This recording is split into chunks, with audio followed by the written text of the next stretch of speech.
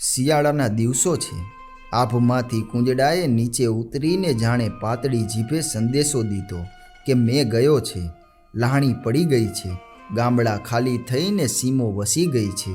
ધાનના ડુંડા વઢાઈ રહ્યા છે। નીચા નમીને મોલ વાટતા દાડિયા વચ્ચે વચ્ચે પોરો ખાવા ઊભા થાય છે અને દાતરડી ગળે વળગાડી દઈને મીઠી ચલમો પીવે છે।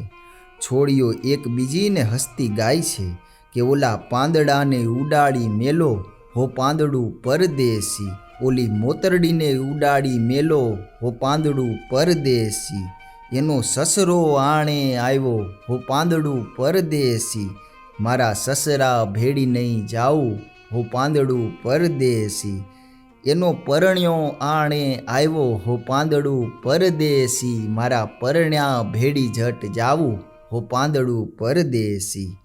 પંખી ઉડે છે, ટોયા હંકારે છે। ચોમાસામાં ધરાયેલી ટાઢી પહોંચી ભો કઠણ બની જાય તે પહેલાં ખેડી નાખવા માટે ડાયા ખેડૂતોએ સાતીડા જોડી દીધા છે।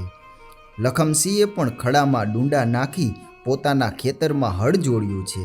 આધેડ ઉંમરનો લોટકો આદમી રૂડો લાગે છે।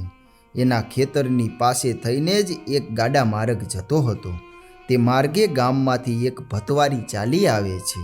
એ ભતવારી સોનબાઈ છે। બપોર ટાણે સાતી છૂટવાને સમયે સોનબાઈ નવા ધણીને ખેતરે ભાત લઈ જાય છે। ધીરા ધીરા ડગલા ભરે છે। સામેથી પાવૈયાનું એક ટોળું તાળોટા વગાડતું ચાલ્યું આવે છે। એને દેખતા જ સોનબાઈને વીતેલી વાત સાંભળી આવી। તરીને પોતે ટોળું વટાવી ગઈ।